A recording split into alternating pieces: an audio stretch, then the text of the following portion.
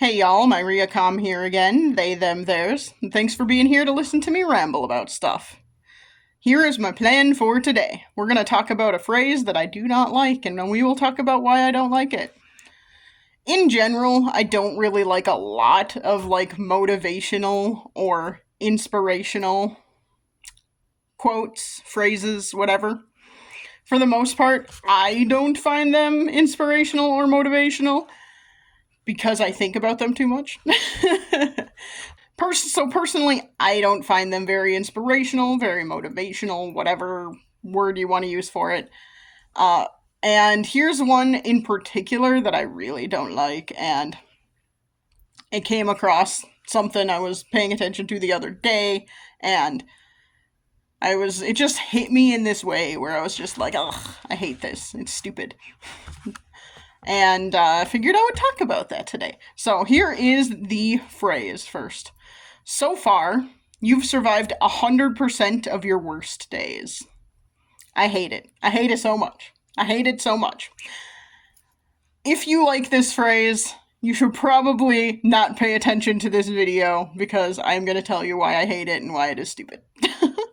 So, if you like that phrase, so far you've survived 100% of your worst days. If you like that phrase, then move on. So I don't burst your bubble about why it's terrible. Okay. Are you gone? Is everyone here who wants to actually listen to why this is a terrible phrase and not very motivational or inspirational? I mean, maybe I'm unfair. It's not motivational to me. It actually just depresses me even more, to be honest. Here are a bunch of reasons why.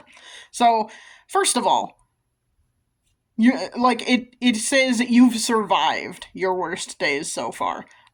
Survival is the bare minimum, okay? Surviving something is the bare minimum you can possibly do. That is not necessarily living. Like, I've survived something. That doesn't necessarily... I am surviving right now. That doesn't necessarily mean I'm living. I am surviving. I'll go into this in more detail in a bit, but just because I am surviving does not mean I have a life. And personally, I do not really have a life. So, yeah. Number 2, survival, like mere survival, is not fun. Surviving something is not fun. Survive is very vague, right? Survive basically just means you lived through something, right? You lived through it. Now, you could have lived through that thing, you could have survived that thing, and come out on the other side with horrible scars, mental or physical, and probably emotional in both cases, and probably mental in all cases also. You could have survived something, but survival, depending on the thing, survival could mean, hey, you lost both of your arms, but you survived. Is that inspirational? I mean, for me, it's not. For me, it's, okay, yeah, look at all of the millions of things I can no longer do because I did survive that. Personally, I'd rather not survive something if I don't have arms. That's just me personally. There are too many things that I do in life that require the use of arms or hands. I'm not denigrating folks who don't have arms. My point is, saying, hey, you survived that thing, is basically just saying you lived through that. Hurrah! You came out on the other side, but you could potentially have, really bad stuff. So, let's go to emotional and mental scars. I don't think there's anyone who would say, yes, I am so glad I experienced that horrible thing that made me, really anxious for the rest of my life. I'm really glad I experienced this thing that gave me PTSD. I'm sure everyone who comes back from a war situation is or from a combat situation is yep, so glad I went through that. Now I have PTSD, and the 4th of July, for example, really sucks because everyone is shooting off fireworks and I can't tell whether they are gunfire or bombs going off.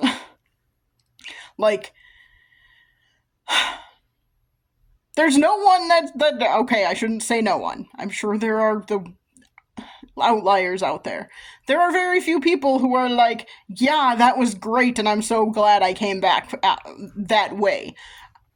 For the most part, people are like, I survived that and now I have scars, whether they are physical or mental or emotional or all of the above. Okay, moving on from the idea of surviving isn't fun, okay? Just surviving, not fun. Like, getting through something, great. Saying you survived it is just, it's not fun. And then also living in survival mode, because that's what I think a lot of folks are going through right now. They're just kind of living through survival mode. It's living paycheck to paycheck, for example, is living in survival mode. Regardless of what that paycheck is, if your life is in such a way where you are living paycheck to paycheck, that is living in survival, and that's not fun. And finally, I'll go into more detail about some of these, but finally, living in survival mode makes it really, really hard to, like, have dreams. It makes it really hard to envision a better future. Because you're just trying to get through each day if you're living in survival mode. You're just trying to get through today, whether that is, like, get through your work day so you can get home and then not have to worry about work anymore, or literally just getting through every day. Like, okay, here are all the things I have to do in order to be able to go to sleep to then get up and do it all again tomorrow. Like, that makes it really hard to have dreams. That makes it really hard to imagine a life where that is not what you're going through on a day-to-day basis. It makes it really hard, like, and I'm tying this into me, okay? So for me personally, like I said, I'm not, like, the worst off. I wouldn't say I'm struggling in the way that a lot of people are struggling. I am not getting any kind of, like, government assistance or anything like that. However, I am pretty much living paycheck to paycheck. I have a little bit extra here and there. Like, for example, I am working on refilling my emergency fund. It's not very comfortable right now. Like, right now, I would say I'm living paycheck to paycheck.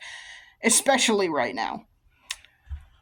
Realistically, if you look at, like, median household income and things like that, I am not close to median household income. I'm pretty far below it. Like, I'm not at poverty wages, but I am pretty far below median household income. I mean, that also makes a difference where you live and all of that, and I live in a lower cost of living area. However, despite, like, even though cost of living is lower here, our wages are also lower, so that's a whole other thing. Like, I would have to look up what median wages in my city are. I have no idea. I'd have to look that up. Nationwide, I'm, like, way below the median wage. And it is not very fun being a single homeowner and being below median. Being this far below median wages, median household wages. But, like, I wouldn't say I'm, like, uncomfortable exactly. Right now I'm working on refilling my emergency fund. I do have an emergency fund because not having one scares the crap out of me. It scares me a lot.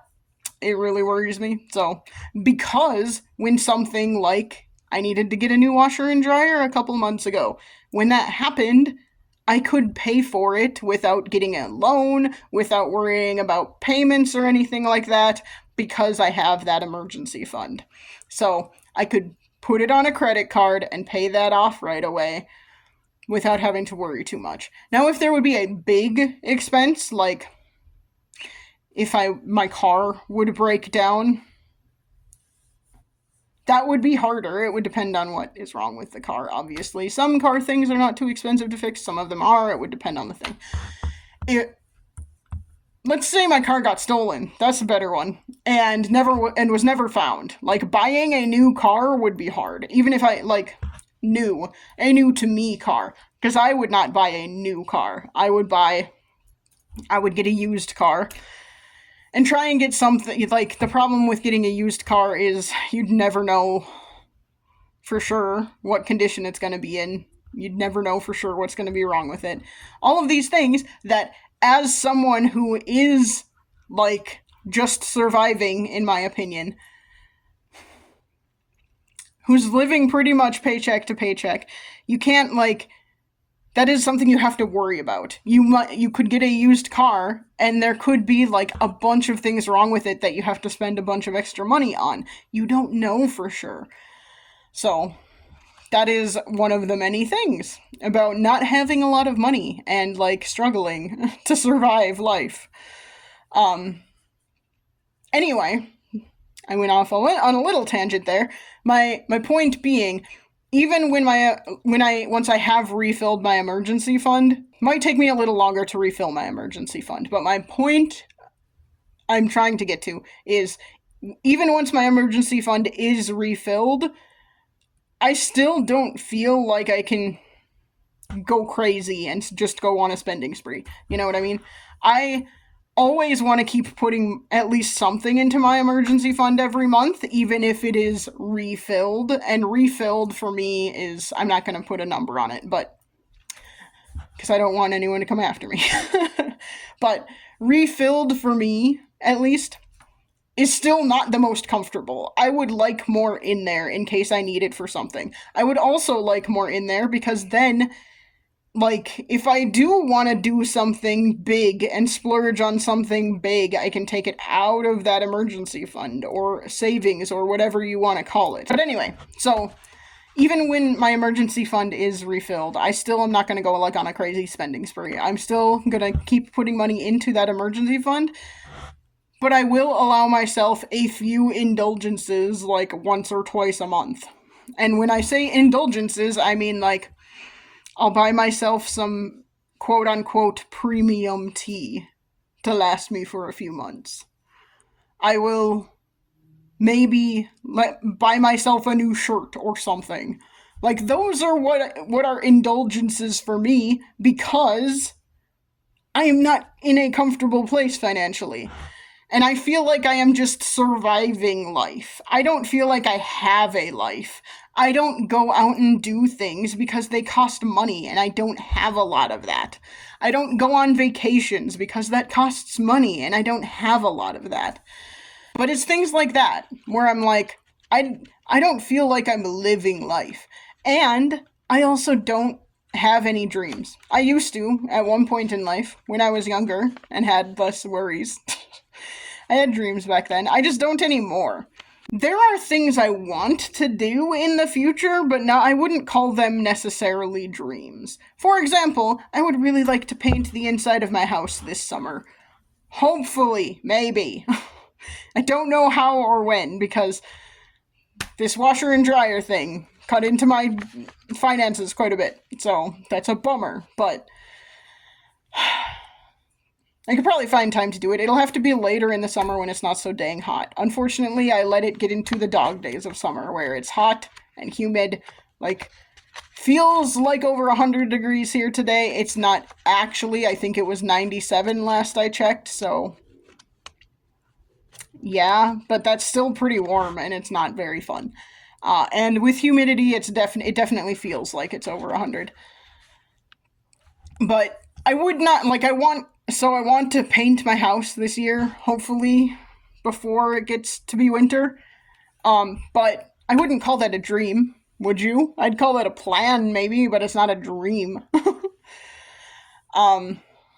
The only thing I can think of that is potentially a, like, dream that I have, I'm gonna stop doing air quotes. Sorry. I will just say quote. The only thing that I can think of that's like a quote-unquote dream in my life is to maybe get some fiction published at some point. But I don't foresee that. Like, I don't know how that will ever happen because I don't have the mental energy to work on that pretty much ever, because I am just struggling to survive day to day. And a lot of that is mental. It's like mental exhaustion pretty much every day. And it's not that my job is hard, but my job does take a lot of, like, mental gymnastics a lot of times. For example, today I jumped from someone who has been doing their job longer than I've been doing mine asking me how, like, how registrations for something work when they, like I said, they've been doing this longer than I have. Uh, I'm trying to decide if they just don't understand or if they're trying to, like, bully me into doing more than I need to be doing, and I can't decide. So, it's a whole thing. Uh, they're not going to bully me into doing more than I should be doing, so I just have to talk to the right people and be like, okay, is this something I should be doing or not? I don't know. You need to tell me. Because if it's something I should be doing, I can do it. It's just that I haven't up until this point. Anyway, so my workday went from, like, that kind of thing to trying to figure out how to word an email to accounting to try and get the information I need from them because they always seem to misunderstand what I'm asking them, which is wild to me. And then to trying to write up, like, basically a procedural document about how registrations for something should work and who has to do what to prepare for an event and those kinds of things, because despite the fact that I've only been in this position for 2 years, no one else has written anything like that. I don't know, like, it's hard to... Oh, I accepted delivery of some stuff and then double checked that it's what we actually ordered because it didn't seem like it, but yep, it sure is. I just am realizing my boss probably was not thinking super clearly when she ordered it, or didn't think about measurements of things and what a 1 inch by 1 inch sticker is going to be because it's tiny. Unless that was her goal. I don't know. It's just this whole thing where I'm like, I should have double checked this before we ordered it, but I didn't. It's not my job to double check it. It's her job to make sure she got what she needed. But it's too late to reorder, so we can't, like, send it back and order something different. We don't have time. It's gonna have to do. And then, I don't know. I always have to write down what I do every day also, because there are so many, like, disjointed and disorganized things. Oh, I had a newsletter for the month scheduled to go out today, and I, made sure that went out. I reviewed how many of the emails bounced, and I'm going to have to decide what we do with those bounces, and that sort of thing. I prepped a template for next month's newsletter and took out, like, fixed some issues that happened with this newsletter because we just switched to a new system. All of this kind of fun stuff. Yeah, there's just, like, my job is very much, like, it's very mentally taxing because it's very, like, jumping around from different disjointed things to other disjointed things, and it's very, very mentally taxing. So by the time I get home, it's very hard to, like, yeah, I'm gonna work on writing now, because my brain just doesn't want to do it anymore. My brain's like, nope, thinking is not a thing we're gonna do. So realistically, in order to get that to work, I would have to take off time and then be disciplined enough to actually work on writing, which could work during the winter, theoretically. So I will think about doing that during the winter, but yeah, it's a whole thing. Anyway, that was very long and unimportant. A very long and unimportant way to say I don't have dreams anymore, except for maybe this one dream that I don't even know, like, how practical it is to dream about that, because it's like, is this even gonna help me in any way? Probably not. How many writers actually make any money doing anything? And that should not be the determining factor of whether or not you do it, of course. In capitalism, in a capitalist society, the idea is you should only do things that make you money, but I don't want to be the kind of person who's, like, on the grind all the time. I don't want to be a person who's hustling constantly. I would rather live a life. And I shouldn't have to hustle to live a life. I should be able to live a life comfortably with a full-time salary. And I have enough education and enough experience that I should be able to get a comfortable salary. I That's just not practical in the world we live in because I don't have the right. I said I was going to stop doing air quotes. I don't have the quote unquote right experience, or I don't have the quote unquote right degrees or education or whatever. So, like, practically speaking, that doesn't work in the world we live in, and I think that's messed up. But there's nothing I can do to fix the world we live in, personally speaking. Which is very depressing. Anyway, all of this to say, that is why all of this, like, I feel like I am surviving life, not living life, and I can't even imagine what it's like to not be as okay financially as I am. Or okay in terms of, like, I have a job. I can't imagine what it would be like to not have one right now. I can't imagine what it would be like to not have a place to live. I can't imagine what it would be like to, like, be living in an abusive situation, for example. There are plenty of people who are, like, even worse off than I am and are struggling even harder than me to survive. And I have empathy for that. And that's why I greatly dislike that supposedly motivational phrase of, so far, you've survived 100% of your worst days. Because that doesn't help me. I forgot one other reason I don't like that. And that reason, because I didn't write it down. That's why I forgot. And my brain is taxed, and I can't remember. But I remembered it now. And that thing is, there's an implication in this, right? So far, you've survived 100% of your worst days. There's an implication in there that you probably haven't survived your actual worst day yet. There could be worse days to come. So far, you've survived everything. But that's no guarantee you're gonna keep surviving. I know it's supposed to be implying you've survived this long, you can keep going. But also, what if something worse happens? Like, that's what's always in my mind. Yeah, I'm okay financially now, but what if I do lose my job? It could happen. I'm in a relatively secure position at a university that's generally doing okay, but we are having potential budget cuts in the next legislative session. Who knows for sure? I'm pretty sure there are already budget cuts coming down the line that, of course, I am a peon, so I haven't heard about yet. And they're not very transparent, so haven't heard about it yet, but I'm sure that's coming. And, like, there's no guarantee that my job is secure.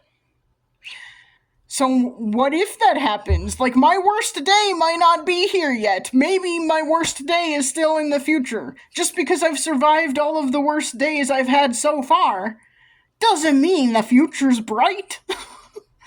And that's another reason I don't like that phrase. It's not inspirational to me. It's basically saying, good job, you've done it so far. Good job so far.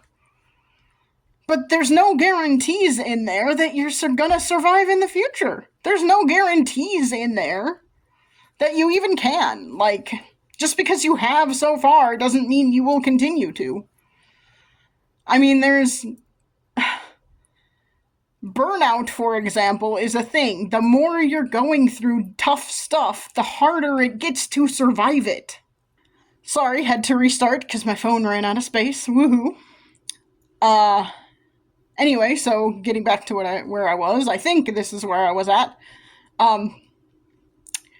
The more you deal with something, the longer you're dealing with something, the harder it gets to deal with, because it's just piling on and piling on and piling on. So, the longer you're surviving something, for example, if you feel like your life is difficult and you feel like nothing in life is going your way and you feel like you're living paycheck to paycheck, for example.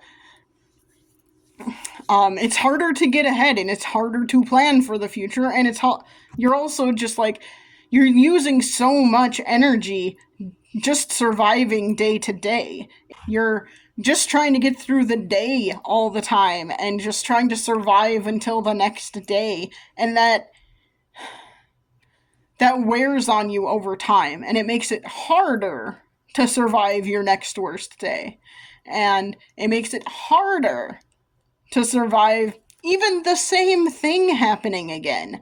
The same negative thing. If you have the same kind of worst day again, it makes it harder to survive that the second time around because you are drained. You are tired. Mentally, physically, emotionally, you get tired and it gets hard to keep doing that. So, personally, I do not find that phrase motivational, and it actually just sets me on edge every time I hear it. And that's how I feel about a lot of motivational or inspirational phrases. If you actually think about them a little bit, they are not actually that inspirational. Like, so far you've survived 100% of your worst days. So far. You can keep going. But can you? I don't know. There are days I don't know if I can. There are days where I get into work and I'm like, yes, I did this yesterday, but can I really keep doing it? What am I losing the more I keep doing it? What am I losing the more I just keep doing the same old thing? How many pieces of myself am I losing struggling to get through this day after day? I used to write all the time. I used to write every single day. I used to, yeah. There was a point in time you could not take a notebook away from me, and I always had to have one next to me so that I could write down any ideas that came into my head, and I don't do that anymore because ideas don't really come into my head anymore. Because my head is too full of other stupid stuff that doesn't matter in the grand scheme of things. But yeah, so that motivational phrase drives me a little crazy. So do most of them these days. Because again, I just feel like I'm struggling through life. I don't feel like I'm living it. And motivational phrases do not help. Maybe I'm weird though. That's very possible. However, if you agree with this, if this resonates with you, leave me a like or a comment or drop me an email or whatever. You can also disagree with me if you want. Feel free to disagree with me in the comments. I am not going to be mean about it. I will either just not respond or I will respond nicely and disagree with you because disagreement is okay. So, yeah. I'm trying to think. I also wanted to talk a little bit about some estrangement / no contact stuff again. I know I do that a lot, but it is what my life is these days, so. And I'm unpacking a lot more about stuff as I go on, so there's that. Yeah. Don't know when that'll happen though, because this week is turning into being a little bit crazier than I anticipated at work. So, like I said, lots of mental taxation. Anyway, thanks for listening. I appreciate that. Listening to me ramble and get derailed and all of that fun stuff about how I don't like motivational phrases, but this one motivational phrase in particular. Thanks for listening, and I will try and chat at you again soon. Bye.